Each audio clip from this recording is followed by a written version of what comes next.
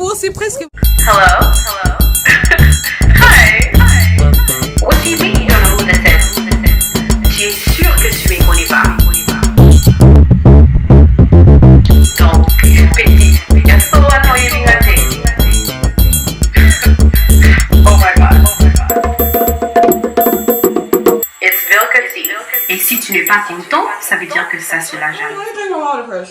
Hey guys, it's Milca Tea and I'm back again with another video. First things first, I want to say hi to my new subscribers. Thank you for subscribing. I actually really love it when people like actually comment like on my videos and they're like, oh my god, I just subscribed, or like new subby. I'm like, ah, yes! Today, kind of like a story time. I'm going to talk about my last trip to Africa. It's been a year now. It was so much fun. Let's jump right into the video.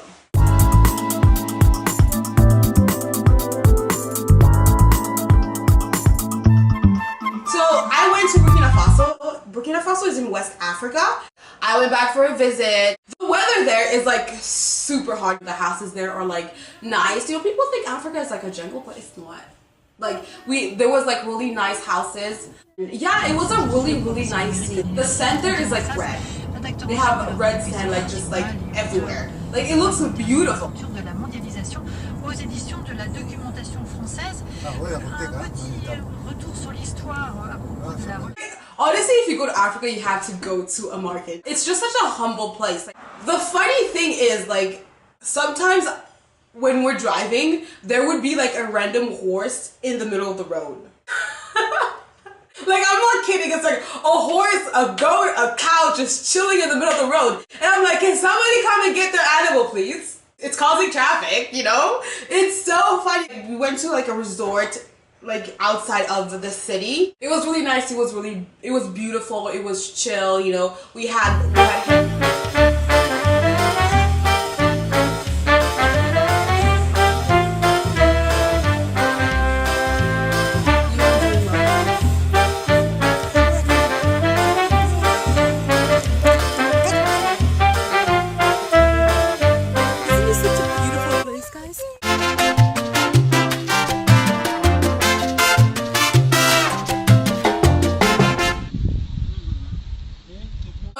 nice place. The people.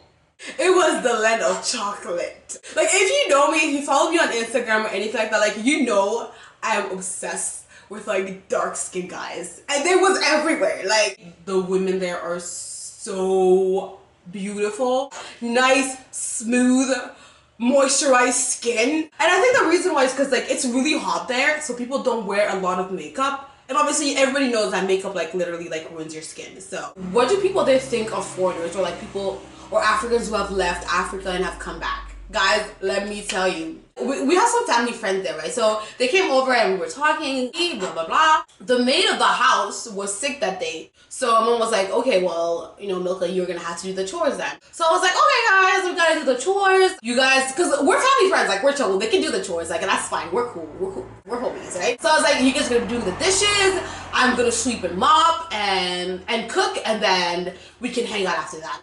So I'm out here sweeping, right? And this guy is kind of like staring at me. And I'm like, okay. I keep on sweeping. And I start mopping. Like, I was hardcore mopping, guys. I was like lifting the couches and mopping under there and stuff. And he was just like staring at me like, and he's like, I've never seen a light-skinned woman work so hard. Why light skin? Like, he's like, you know, because, you know, light-skinned women are always so scared to have, like, their skin go back. Something ridiculous like that. I'm like, do you know who my parents are? Right? They were kind of surprised, like, light-skinned women can, like, mop the floor, do chores, and cook. They were actually, like, baffled. They were shocked. And then after that, we had another guest. Obviously, we're jet lagged. Like these people are awake at like 6 in the morning. They get to your house by like 8, and you guys are snoring. By like noon, that's when we wake up and we make breakfast, right? Well, at least me and my sister. My mom was chill. She was out there, you know, chilling with them, you know, talking. I was cooking. Mom was like, hey, you know, Milca, bring some juice for so and so. And I go and I get it, and I bring it, and they're like, oh wow, so you can cook? Yes. And they're like, oh wow, you know, for like people who live abroad, like that's really good. And obviously my mom was like, yeah, what? Like, yeah, obviously she can cook. Like, do you know who I am? I raised that girl. That was the second experience. So that was that one person who thought like, you know, because women who kind of live abroad, you have this mentality of like doing absolutely nothing that has to do with like home stuff, like chores or whatever. Basically, they think we're a bunch of like lazy intellectuals. And then we had other guests. The maid had already left, so obviously I had to clean the kitchen. It is the African culture, I think. Like if there's other women, like we all just like go into the kitchen and like we start cleaning or whatever, or we start cooking together, or like it's just something that happens. So I was like, okay, I'm gonna go wash the dishes. They're like, oh yeah, we'll come and help, whatever. I was like, okay, I'll wash. You like wash off the stove and then you dry it. And so I start washing the dishes, and just the girl's like, oh wow, you're washing the dishes. Like, honestly, guys, this happened like so many times. Like everyone that came to see us or visit us were so baffled that I was actually like doing things. They were like, oh my goodness, you wash the dishes?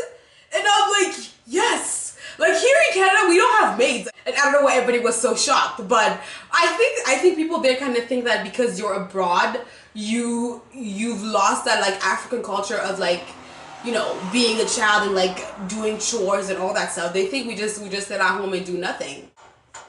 So yeah, thanks for watching, guys, and I'll see you guys in the next video. Oh my God.